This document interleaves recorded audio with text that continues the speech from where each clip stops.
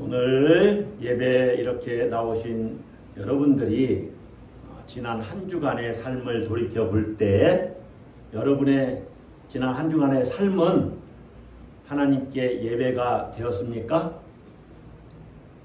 지난 주일에 설교 제목이 삶이 예배다 이런 제목으로 제가 말씀을 전했는데 여러분의 지난 한 주간을 돌이켜 볼 때 여러분의 삶이 하나님 앞에 예배가 되었습니까? 예, 한두 사람만 아멘 하셨는데 한 주간의 삶을 여러분 어떻게 사셨습니까? 1번 엉망인 삶을 살았다.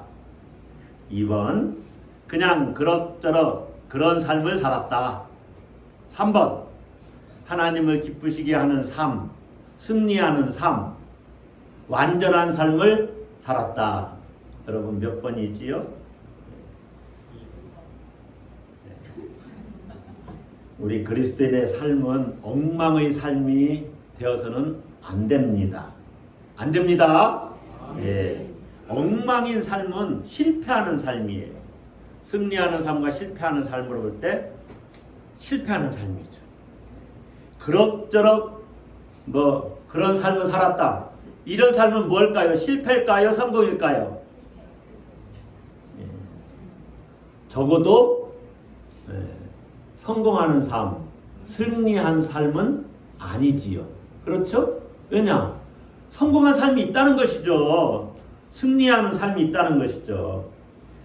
여러분, 엉망인 삶이 실패하는 삶이라면은 승리하는 삶은 완전한 삶입니다. 따라서 한번 하겠습니다. 완전한 삶. 우리 그리스도인은요, 완전한 삶을 살아야 돼요.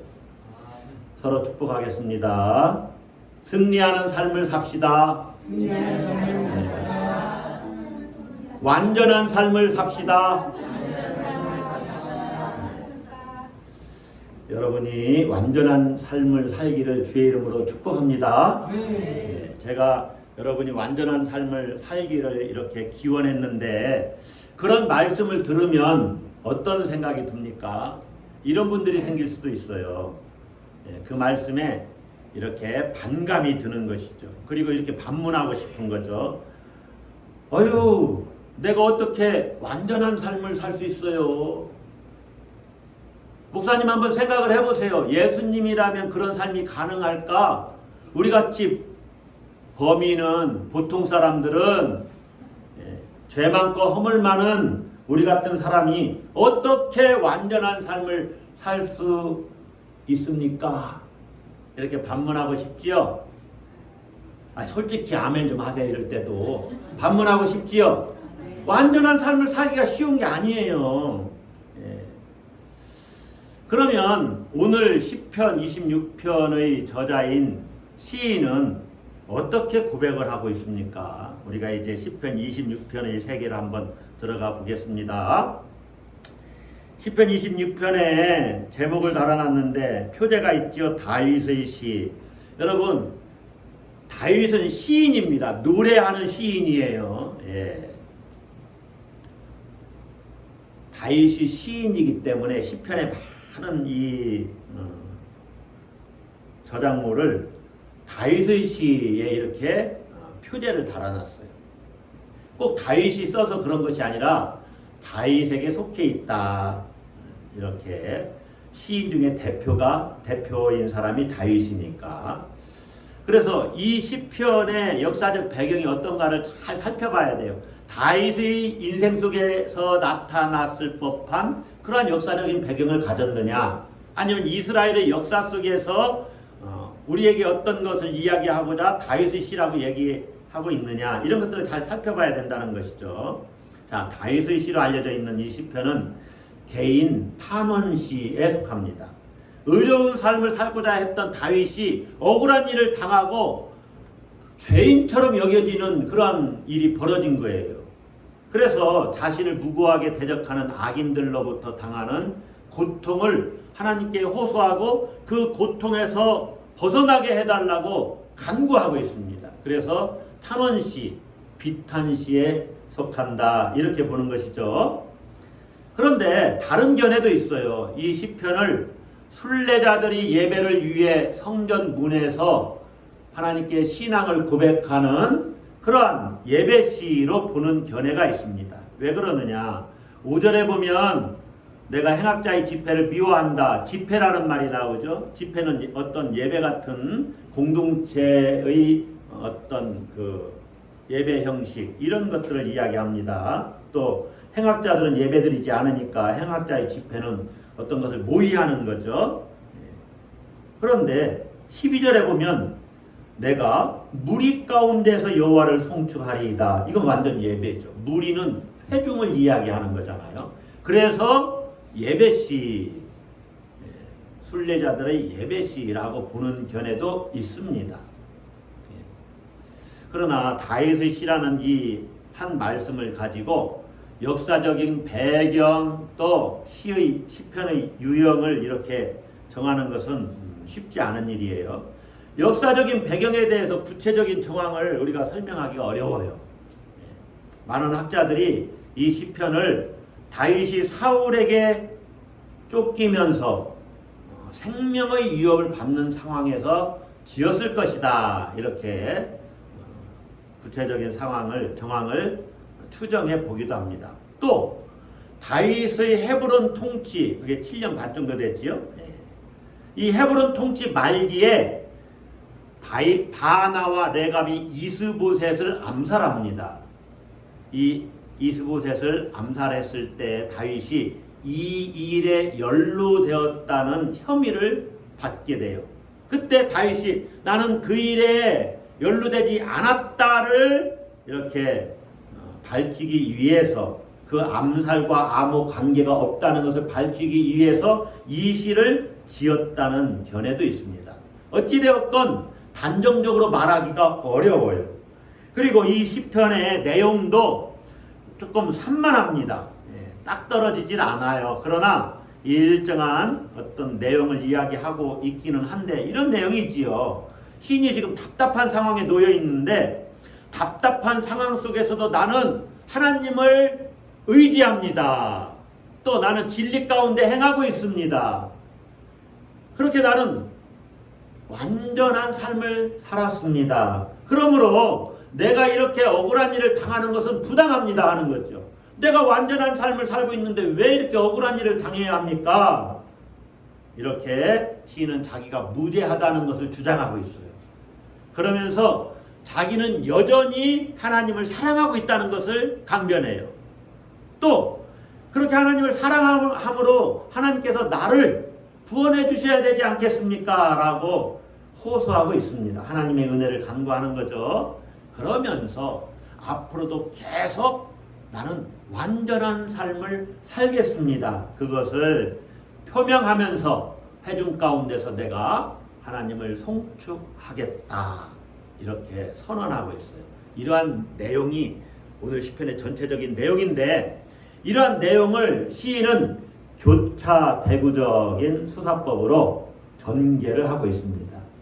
키아스무스라고 그랬죠. 그래서 시편을 쭉 읽어보면 여러 가지 이런 문학적인 기법을 동원하는데 오늘 본문에는 1절에서 3절에 시인이 결백을 호소하는 기도문이라면 1절에서 3절이 11절과 12절이 결백을 선언하는 말이 같이 나와요. 그러면서 또 구원의 은총을 호소해요. 그리고 4절, 5절과 9절, 10절이 내용이 비슷한데 악인들과 자신이 다르다는 것을 호소해요. 악인들과 나는 구별되었습니다. 이걸 말하는 거예요. 그리고 본문의 한가운데 있는 6절, 8절이 핵심인데 이런 결백을 호소하면서 나는 여전히 하나님을 사랑합니다. 를 고백하고 있어요. 나는 여전히 하나님을 사랑합니다. 자, 첫 번째 맨 앞과 맨 뒤에 나오는 구절이 결백을 호소한다고 그랬죠. 어떤 결백을 호소하고 있습니까? 나는 완전하게 행했습니다. 따라서 한번 하겠습니다. 완전함에 행하였다. 자, 시인이 완전함에 행하는 것은 두 가지로 말을 합니다. 몇 가지로 말을 해요? 두 가지. 자, 첫째는 하나님 앞에서 어떻게 완전함을 행했는가. 그럼 두 번째는 뭘까요? 그렇죠.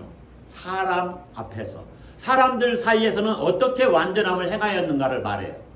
자, 첫 번째 하나님 앞에서 완전함을 행한 것은 이런 것들입니다. 하나님 앞에서 어떻게 살았는가.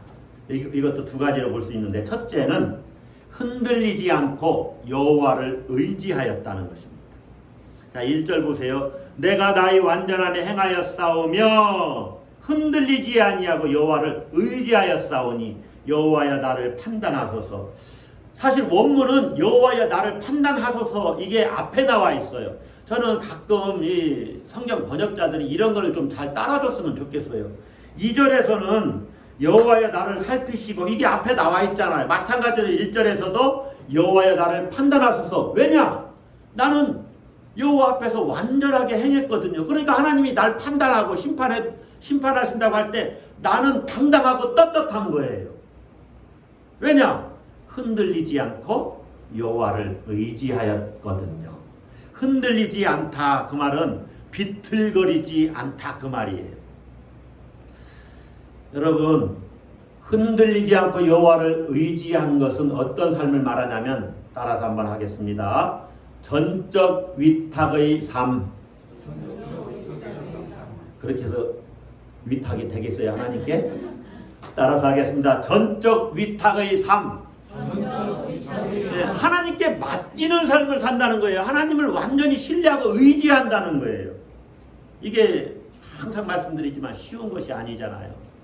하나님께 어떻게 다 맡겨드립니까? 내가 어떤 걸 결정하고 주관해야죠. 그래서 하나님보다 앞설 때가 얼마나 더 많아요. 시인은 이 거짓된 고발 속에서도, 그러니까 자기가 무죄하다는 것을 계속 항변하고 있잖아요. 저는 무죄합니다 이렇게 말하고 있잖아요. 그런데 다른 사람들은 아니다, 그 사람은 죄가 있다. 이 거짓된 고발이 있지요. 거짓된 고발 속에서도 여호와를 의지해요. 이것이 신앙의 순전함이에요. 변함이 없는 마음이, 일편단심. 이 신앙의 순전함이 완전함에 행하는 것입니다.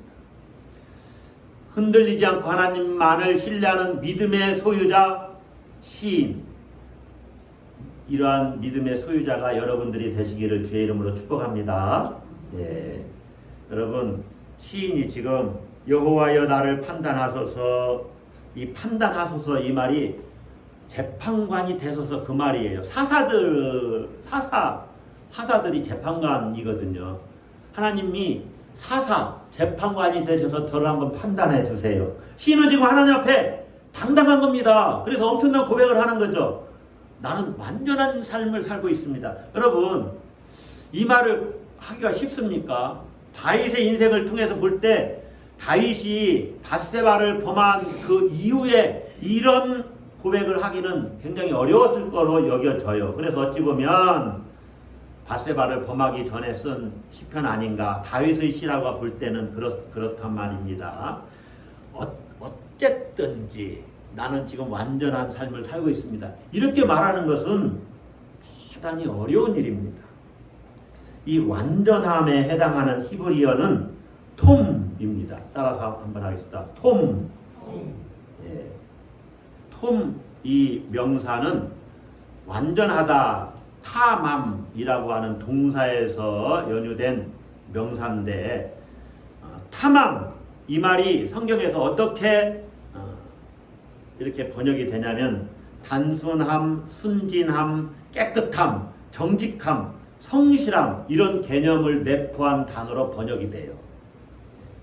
그러니까 이런 단어들은 하나님과의 관계가 올바로 형성되어 있는 것을 이야기해요. 누구와의 관계가 올바로 형성됐어요? 하나님과의 관계. 그러니까 하나님과의 관계에 있어서 별로 거리낌이 없는 상태, 이것을 완전하다고 보는 거죠. 이것은 도덕적인 순결을 내포하고 있고 하나님의 법도를 행하는 것을 말합니다. 자, 이것이 제의적, 제사를 드릴 때 쓰는 용어로 표현될 때는, 하나님 앞에 제물을 드릴 때 쓰는 용어로 표현될 때는 흠없이 깨끗한 제물을 드릴 때 완전한 제물을 드린다 그런 말이거든요. 그러니까 내가 하나님 앞에 완전한 삶을 살았습니다 이렇게 말할 수 있는 것은 나를 흠없는 제물로 하나님께 드렸습니다 이런 표현과 똑같아요. 여러분 지난주 설교 본문이 생각나지 않습니까?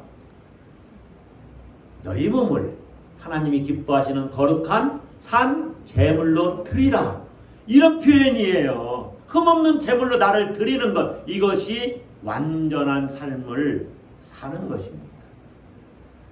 오늘 시편 26편의 시인은 하나님께 거룩하고 흠없는 산 제물로 자신을 드렸다라고 고백하는 거예요. 그렇게 살았어요.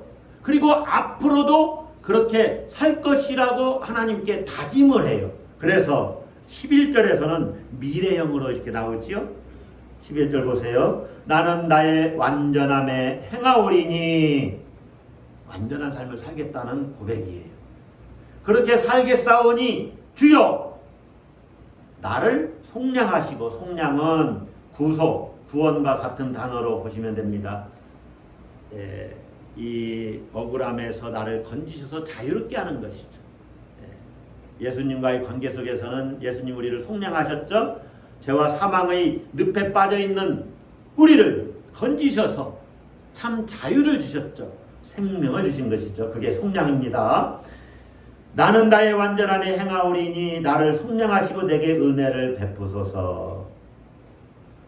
이렇게 하나님께 간구하는 시인은 또 한 번 다시 자신이 완전함에 행했다고 고백을 해요. 그것이 12절에 내 발이 평탄한 데에 섰사오니 그 말이에요. 평탄한 데 섰다는 것은 하나님이 인정하시는 곳에 서 있다는 거예요. 하나님이 인정하시는 곳으로 도덕적으로 완전하고 정직한 길에 서 있다. 그런 말입니다. 자, 시인이 허물 없이 살았고 곁길로 가지 않고 흔들리지 않고 완전함에 행하였다고 이렇게 고백하면서 자기의 무죄를 밝혀달라고 요청하는 것이죠. 나를 판단하소서.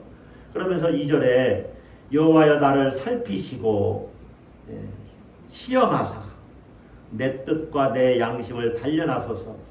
그런데 내 뜻 할 때 이 뜻은 번역이 실제로는 내 콩팥이라는 단어예요. 그러니까 하나님 내 콩팥을 한번 살펴보세요 그 말이에요. 그리고 내 양심을 단련하소서 할 때는 이 양심은 심장을 말합니다.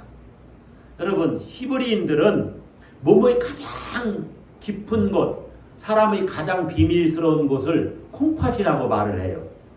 여러분 콩팥이 어디에 있어요? 저는 아는데 여러분 어디에 있는지 알고 계세요? 아무도 대답을 못하시네. 제가 대답을 해드릴게요. 제 몸 안에 있습니다. 몸 안에. 예. 몸의 가장 비밀스러운 곳에 있다 그 말이에요. 콩팥이. 예. 그 어디에 있나 잘 몰라요. 하여간 몸 안에 있어요. 예. 내 심장은 여기 있죠? 이 심장은 고대인들에게는 한 사람의 의사 결정의 장소라고 이렇게 생각을 했어요. 이 머리가 아니라 심장이 의사 결정을 한다고 그래요. 예. 그래서 가끔 마음 쓰린 일들이 있으면 가슴이 아픈지 모르겠어요. 예. 지혜와 의지의 자리를 내 심장이라고 그래요. 본문에서 내 양심을 단련하소서 그 말은 내 심장이에요. 자, 하나님 내 속을 자세히 살펴보세요. 어디에 내 안에 거짓된 것이 있습니까? 내 콩팥도 한번 들여다보세요. 내 안에 어디 거짓이 있습니까? 어디 더러운 것이 있습니까? 어디 부정한 것이 있습니까? 어디 내 내면이 지저분합니까? 저는 깨끗합니다. 하나님 앞에서. 이렇게 시인이 하나님께 자기를 한번 살펴보라고 그래요. 현미경을 한번 들여다보세요 하고 하나님께 도전하는 것입니다. 남이 들추지 못할 내면 깊숙한 곳, 양심까지도 샅샅이 조사해달라고 말할 만큼 시인은 깨끗한 거예요. 여러분 그렇게 말할 수 있습니까? 내 내면 깊숙한 곳이 깨끗합니다. 지저분한 사람은요, 속이 지저분하고 더러운 사람은, 악이 가득한 사람은 그렇게 하나님께 말할 수 없습니다. 시인은 지금 깨끗한 삶을 살고 있는 거예요. 그것이 여호와를 의지하고 여호와께 맡기는 삶을 사람의 특징이지요. 자, 하나님 앞에서 어떻게 살았는가는 두 가지라고 했는데 한 가지는 또 이것입니다. 따라서 하겠습니다. 주의 진리 중에 행하였다. 3절 봅시다. 주의 인자심이 내 목전에 있나이다. 그러니까 완전함에 행하는 것도 하나님의 은혜로 하나님의 인자, 헤세드지요. 언약적 사랑의 실천 가운데 하나님이 우리에게 사랑을 베풀어 주셔서 내가 완전함에 행하고 있는 것이다. 그런 말이죠. 예. 그러면서 시인은 내가 주의 진리 중에 행하였습니다. 예. 말씀 따라 사는 삶을 살았다는 거예요. 여기에 대해서는 제가 자세히 설명을 안 드리겠습니다. 다만 시인은 신앙과 실천을 일치시키는 삶을 살았어요.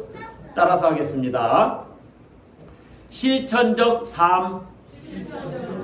첫 번째가 어떤 삶이 완전한 삶이냐? 전적 위탁의 삶이라면 두 번째는 실천적 삶을 살고 있다는 거예요. 입술의 고백과 자기의 행함, 행동이 일치되는 것입니다. 언행이 일치된 삶. 시인은 그런 삶을 살고 있습니다. 자, 두 번째, 큰 두 번째. 하나님 앞에서 어떻게 살았는가를 말하고 있다면 그 다음에 사람들 앞에서 어떤 삶을 살고 있는가? 완전한 삶을 이렇게 이야기하는데 4절 보세요. 4절 허망한 사람과 같이 앉지 아니하였사오니 뒤는 같이 읽어볼까요? 간사한 자와 동행하지도 아니하리이다. 여러분 이 4절을 읽어볼 때 어떤 성경 구절이 연상이 되나요? 허망한 사람과 같이 앉지 않았다. 간사한 자와 동행하지도 않았다. 어떤 성경 구절이 연상되죠? 시편 1편. 그렇죠. 1절이 다 연상이 돼야 돼요. 시편 1편, 2편은요. 시편으로 들어가는 대문입니다. 너무나 중요한 거예요. 그래서 1편 1절에 딱 이렇게 말하죠. 복 있는 사람은 시편 전체는 복 있는 사람은 이러이러한다를 이야기하는 거예요. 뭡니까? 악인들의 꾀를 따르지 아니하며 죄인들의 길에 서지 아니하며 오만한 자들의 자리에 앉지 아니하고 복 있는 사람은 이렇게 사는 사람이다. 다시 말하면 오늘 본문에서는 허망한 사람과 같이 앉지 않는다. 여러분 여기서 허망하다는 말은 텅 빔, 아무것도 없이 텅 비었어요. 그게 허망한 거죠. 가치 없음, 헛됨을 말해요. 그러니까 헛된 것이나 거짓을 쫓아가는 자가 허망한 자예요. 성경에서 허망한 자들에 대한 또 다른 표현은 우상숭배자들입니다. 우상숭배하는 것 헛된 일이거든요. 그들과 함께하지 않았다. 그리고 간사한 자와 동행하지도 않았다. 이 간사하다는 말은 또 덮어 가리는 사람들이에요. 그러니까 여러분 가끔 더러운 것을 이렇게 덮잖아요. 이게 간사하다는 거죠. 성경적으로 보면. 무슨 말이냐? 겉과 속이 다른 사람을 말해요. 다시 말하면 위선자. 어떤 사람? 위선자. 예. 여러분 나다 나를 향해서 예수님이 간사함이 없도다 이렇게 얘기했어요. 겉과 속이 같은 사람이에요. 여러분이 겉과 속이 똑같은 사람이 되기를 주의 이름으로 축복합니다. 예, 예수 믿는 사람이 간사하면 어떡하겠어요? 꿍꿍이 속이 있으면 안 돼요. 제가 조금 싫어하는 사람들이 있는데 어떤 사람이냐면 예전에 요즘은 없는데 목사님 내일 시간 좀 있어요? 제가 경찰 선교할 때 그런 얘기. 목사님 내일 시간 좀 있어요? 그럼 시간은 여러분도 다 있잖아요. 아, 예, 시간 있는데요. 그럼 저 좀 와서 도와주세요. 그러니까 그 말을 하고 싶어서 내가 시간 있는지를 물어본 거잖아요. 그런데 이분을 도와줄 마음은 사실 없거든요. 제 시간을 쓰고 싶은데. 그럼 간사하게 행한 거예요. 저 이러한 일이 있는데 내일 저 좀 도와주실 수 있으세요? 차라리 그렇게 요청을 하면 제가 판단을 하겠죠. 여러분 꿍꿍이 속을 가지고 얘기하면 안 돼요. 음흉하게 말하면 안 돼요. 당신 돈 많습니까? 그 돈 쓸데없으면 저 밥이나 좀 사주세요. 예, 이런 식으로 말하면 안 된다는 거죠. 겉과 속이 달라서는 안 된다. 표리부동, 겉과 속이 같지 않다. 이게 간사한 겁니다.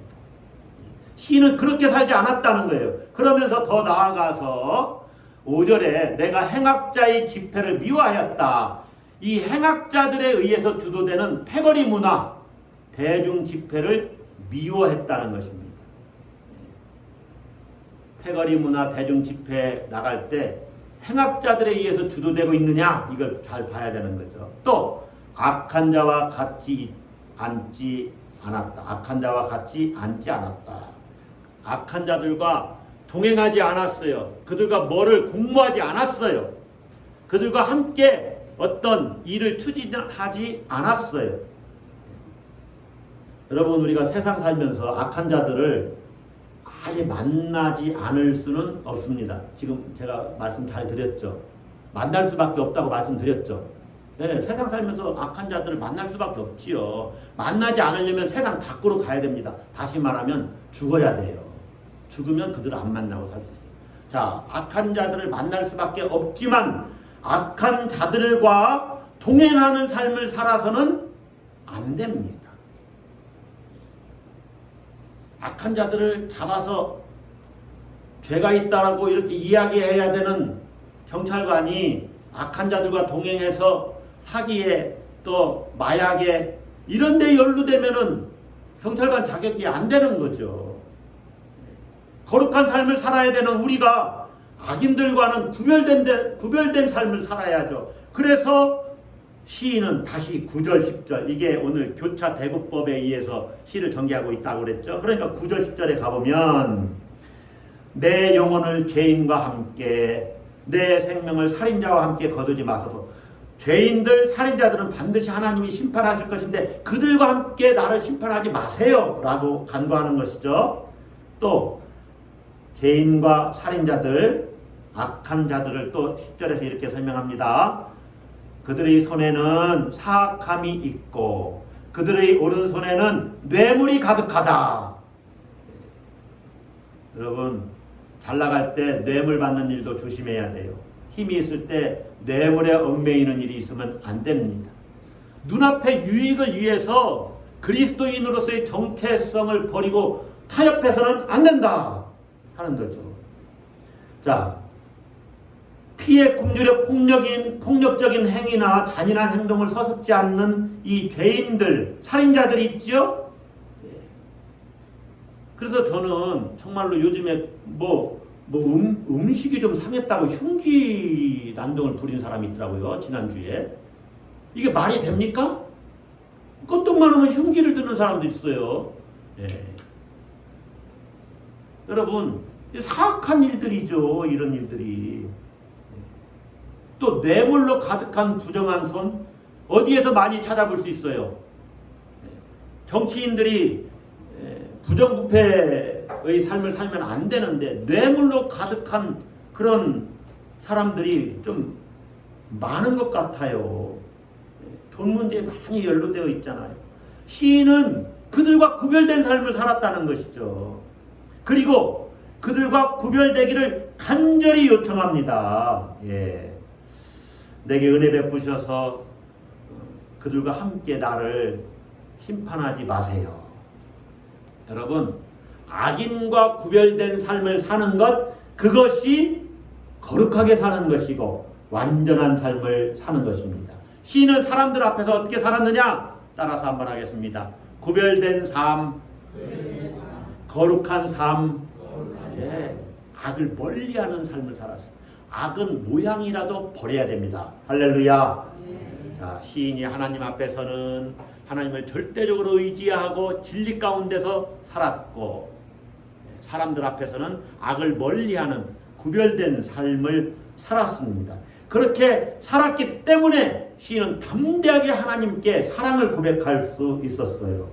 6절 7절 봅시다. 6절 7절에서 이렇게 하나님께 이야기하죠.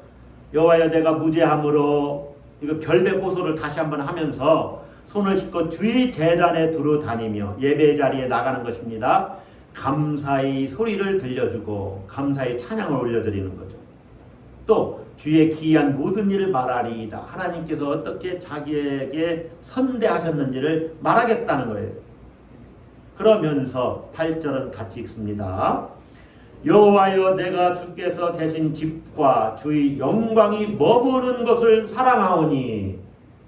여기서 주께서 계신 집은 성전을 말한 것이고 주의 영광이 머무는 곳은 지성소를 말하는 것이죠. 시인이 지금 하나님의 임재를 상징하는 처소를 사랑한다고 그래요. 여러분, 시인이 성전을 지성소를 사랑한다는 그런 고백을 하고 있는 거겠습니까? 아니죠. 하나님을 사랑한다는 것입니다. 건물 자체를 사랑하는 것이 아니라 그 처소에 임재하시는 하나님을 사랑하고 하나님의 영광을 사모하는 거예요. 할렐루야. 여러분은 하나님을 사랑한다고 고백할 수가 있습니까? 완전하지 않으면서 지난 한 주 엉망으로 살면서 나는 예배에 나오면서, 그러니까 예배에 나올 때는 크게는 두 가지 자세겠죠. 우리가 지난주 엉망으로 살았으면 천부의 의지 없어서 하면서 나왔을 것이고, 지난주 그것도 귀한 겁니다. 천부의 의지 없어서 하면서도 나도 나와야 됩니다. 아멘. 여러분들 엉망으로 살았군요. 천부의 의지 없어서 하면서 회개하는 마음으로 나오기도 해야 됩니다. 그것도 귀한 거예요. 그러나 그것보다는 하나님, 지난 한 주는 정말로 하나님이 도와주셔서 정말 잘 살았습니다. 시간 잘 사용했고 재물도 잘 사용했고 정말로 열정적으로 하나님을 향해서 살았습니다. 그래서 하나님 감사합니다. 이런 마음으로 예배에 나온 사람들도 있을 겁니다. 어떤 게 정상일 거예요? 이 정상인 것 같아요. 여러분, 우리는 한 주간 잘 살고 하나님께 주일날 나와서 보고 드리는 거예요. 한 주간 엉망으로 살고 하나님께 천부에 없어서 하면서 회개하면서 나오는 것도 귀하지만은 정말로 더 귀한 것은 하나님 한 주간 잘 살았습니다. 그래서 주일 예배 드리면서 그 능력으로 한 주간을 또 살아내는 거예요. 할렐루야. 예. 그렇게 산 사람들이 주님, 저는 주님을 사랑합니다. 이렇게 고백할 때 그 고백이 진정성이 있는 것이지, 매주마다 한 달, 두 달, 1년, 12달을 그냥 엉망으로 살면서 나는 그래도 주님을 사랑해요. 이게 무슨 진정성 있는 고백이에요. 여러분의 사랑 고백이 진정성 있는지 한번 자신을 잘 점검해 보시기를 바랍니다. 자, 오늘 말씀을 한번 정리해서 맺겠는데, 우리 그리스도인들에게는요, 궁극적인 삶의 목표가 있습니다. 그리스도인의 삶에는 궁극적인 목표가 있어요. 이것을 여러분 잊으시면 안 돼요. 내가 신앙생활을 하면서 이 땅에서 이루어야 하는 것이 뭐냐? 이 신앙의 목표가 있다는 것이죠. 이 목표가 바르게 서야만 이 목표를 향해서 나아가는 나의 삶의 과정이 바르게 될 수 있어요. 여러분에게 신앙의 목표는 뭡니까? 하나님에 대한 신앙을 갖고 예수님을 믿고 내가 예수님을 통해서 구원받았다고 믿는 이 그리스도인, 우리 그리스도인들이 추구해야 하는 기독교 신앙의 궁극적인 목표가 뭐냐? 따라서 한번 하겠습니다. 그리스도인의 완전이 우리 신앙생활에 있어서 이 땅에서 이루어야 하는 궁극적인 목표예요. 뭐가 궁극적인 목표라고요? 그리스도인의 완전입니다. 그리스도인의 완전. 돈 많이 버는 것도 아니요. 큰 집에서 사는 것도 아니요. 벤틀리라는 자동차 이름은 들어봤습니까? 그런 자동차가 있어요. 엄청 비싼 차랍니다. 그런 차를 타는 것도 아니요. 제네시스 게임도 안 돼요. 게임도 안 되는 차입니다. 몇억 원이에요. 몇억 원. 다른 차 이름 갑자기 생각이 안 나는데, 스포츠카 막 좋은 차들, 그런 거 타는 게 내 삶의 목표, 신앙의 목표가 아니에요. 높은 지위에 오르는 것도 신앙의 목표가 아닙니다. 이 땅에서 성화의 완전 성화를 이루는 것, 그것이 신앙의 목표예요. 그리스도인의 완전을 이루는 것, 그것이 완전 성화인데 그게 우리 신앙의 목표예요. 존 웨슬리 목사님은 성화의 최종적인 목표는 그리스도인의 완전이라고 했어요. 이 그리스도인의 완전은 절대적인 완전을 말하는 것이 아닙니다. 절대적인 완전은 우리가 영화롭게 되는 날, 천국에서 우리가 부활해서 정말로 구원이 완성되는 그날에 이루어지는 거예요. 절대적인 완전은 영화를 말하는 거예요. 이 땅에서의 완전은 상대적인 완전입니다. 모든 죄와 모든 불의에서 구원받고 죄를 내가 이제 범하지 않겠다고 결단하면서 사는 삶, 악한 생각과 악한 성질을 씻어내는 삶, 그런 완전이에요. 그래서 그리스도와 일치하고 하나님의 형상을 어떻게 하면 이루어갈까? 완전한 사랑을 실천하고 완전한 성결의 삶을 사는 것, 그런 완전입니다. 그런 완전을 이루었다고 하더라도 여전히 우리는 죄의 유혹을 받을 가능성이 있고 우리의 육체는 연약합니다. 연약에 노출되어 있어요. 또 때로 지식에 있어서 완전하지 못해서 무지해서 실수할 수도 있어요. 실수로부터 자유로운 것이 아니다, 그 말입니다. 과오로부터 자유롭지 못해요. 그래서 이 땅에서의 그리스도인의 완전은 완전을 이룬 완전이 아니라 완전으로 나아가는 완전입니다. 아멘. 예, 따라서 한번 하겠습니다. 완전으로 나아가는 완전. 예, 신학적으로 굉장히 어려운 말을 하는 겁니다. 과정으로서의 완전입니다. 상대적인 완전이에요. 그러면서 현재적인 완전을 이룰 수 있다고 우리는 믿는 거예요. 완전을 향한 부르심에는 영적 엘리트에게만 해당되는 것이 아닙니다. 모든 그리스도인들에게도 해당되는 하나님의 부르심이에요. 모세는 출애굽한 이스라엘 백성들에게 너는 내 하나님 앞에서 완전하라 이렇게 말했어요. 너는 완전하라 내 하나님 앞에서. 신명기 18장 13절 말씀입니다. 예수님은 그러므로 너희 하늘 아버지께서 완전하신 것 같이, 우리 성경에는 온전하신 것 같이, 이게 완전이거든요. 온전한 것이 완전하신 것 같이 너희도 완전해라. 표준 세번역 성경에서는 분명히 그렇게 번역했어요. 너희 하늘 아버지께서 완전하신 것 같이 너희도 완전하라. 오늘 시편 26편의 시인은 나는 완전함으로 행했다라고 말을 해요. 그리고 앞으로도 완전함으로 행할 것이다 그렇게 말해요. 이러한 고백이 여러분의 고백이 될 수 있기를 바랍니다. 어떻게 완전한 삶을 살 수 있느냐? 하나님 앞에서 흔들리지 않고 하나님만을 의지하는 전적 위탁의 삶입니다. 할렐루야. 진리를 행하면서 사는 실천적인 삶입니다. 아멘. 사람들 사이에서는 악을 떠나는 거예요. 허망한 사람과 함께하지 않고 위선적인 삶의 모습을 버리는 것입니다. 악한 자들과 어울리지 않고 악을 떠나는 거룩한 삶, 구별된 삶을 사는 것입니다. 할렐루야. 그것이 완전한 삶, 나를 하나님께 제물로 드리는, 나를 날마다 예배로 하나님 앞에서 사는 삶입니다. 그것이 하나님을 사랑하는 삶입니다. 여러분, 너는 완전하라는 하나님의 말씀을 마음에 새기십시오. 아멘. 자, 큰 소리로 한번 따라하겠습니다. 너는 완전하라. 이 하나님의 부르심에 여러분이 아멘으로 화답할 수 있기를 주의 이름으로 축복합니다. 그래서 여러분의 한 주간이, 앞으로 인생이 하나님 은혜 가운데 완전함으로 행하는, 승리하는 삶, 완전한 삶을 사시기를 주의 이름으로 축복합니다. 기도하겠습니다.